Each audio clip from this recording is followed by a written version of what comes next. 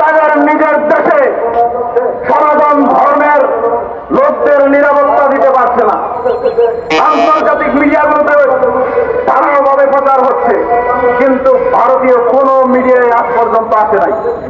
কারণ তারা তাদের সেগুলো ঢেকে রাখার জন্য দেশকে একটি অনিশ্চিত ভবিষ্যতের দিকে ঠেলে দিতে চায়।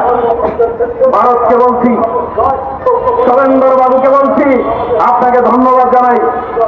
আপনি একটি মহান সুযোগ করে দিয়েছেন আমার দেশের মানুষের জন্য। আমাদের ভাইদের মধ্যে যতটুকু গ্যাপ ছিল আজকে সেটি পূরণ হয়ে গেছে। এবং হিন্দু, বৌদ্ধ, খ্রিস্টান, মুসলিম যত জাতি আছে সকল ধর্ম বর্ণ ভুলে গিয়ে আজকে আমরা হয়ে গেছি। গত কয়েকদিন আগে বর্তমান সরকারের প্রধান উপদেষ্টা তার ডাকে আমরা সাড়া দিয়েছি। তার মধ্য দিয়ে আজকে বাংলাদেশ সর্বভারতের দেশের একাকার হয়ে গেছে। যদি আপনারা আমাদের চট্টগ্রাম দখল করতে চান, আমি বলবো আমাদের শুধু ব্রাহ্মণবাড়িয়া দখল করে দেখান।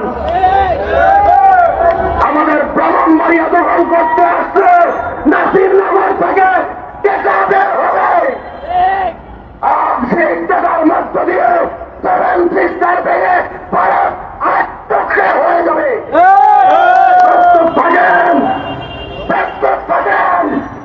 বাংলাদেশের মানুষকে আপনারা চিনেন নাই, এরা রক্ত দিতে শিখেছে, ভয় পায় না। ৭১ রক্ত দিয়ে স্বাধীন হয়েছিল, ২৪ সালে রক্ত দিয়ে ভারতের আর্মি ভারতকে পরাজিত করে ভারতে পালিয়ে যাওয়ায় বাধ্য করেছে। প্রিয় বন্ধুগণ, সর্বশেষ বলি, আমরা সারা দেশের প্রত্যেকটি নাগরিককে বলি, আসুন আমরা আজকে থেকে ভারতের কয়েক পণ্য ক্রয় করব না। আমার দেশের পণ্য আমি ক্রয় করব, বৈদেশিক মুদ্রা আমার দেশে থাকবে, রিজার্ভ শক্তিশালী হবে, দেশ উন্নত হবে, ইউরোপ আমেরিকার থেকেও বেশি শক্তিশালী আমার দেশ হবে। সামরিক চিন্তা ভাবনা থেকে অন্যান্য যে সকল রাষ্ট্র বন্ধু আছে তাদের সাথে আমরা সক্ষতা করব। প্রয়োজন হলে চীন, জাপান, রাশিয়ার সাথে আমরা বন্ধুত্ব করতে প্রস্তুত। তবে ভারতের কোন আগ্রাসনে আমরা মাথা নত করব না।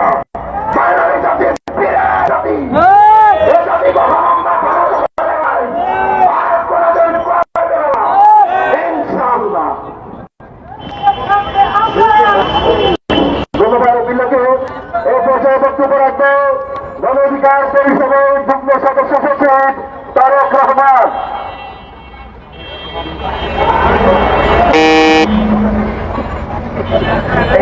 অনেক ধন্যবাদ। আমি ধন্যবাদ জানাই কাউসার ভাইকে, উনি একটা সুর স্লোগানের কনসেপ্ট দিয়েছেন। আসেন নাকি দেশের স্বার্থে আমরা, দেশের স্বার্থে আমরা হিন্দু মুসলিম হয়েছে, হিন্দু মুসলিম হয়েছে, বৌদ্ধ খ্রিস্টান হয়েছে, পাহাড়ি বাঙালি হয়েছে, ভারত তুই আইসে দে। প্রিয় ভাই ও বন্ধুরা, বাংলাদেশ সম্প্রীতির দেশ এটা ভারত কখনো চাই, এবং যখন আমরা এই সম্প্রীতি শক্তিশালী করি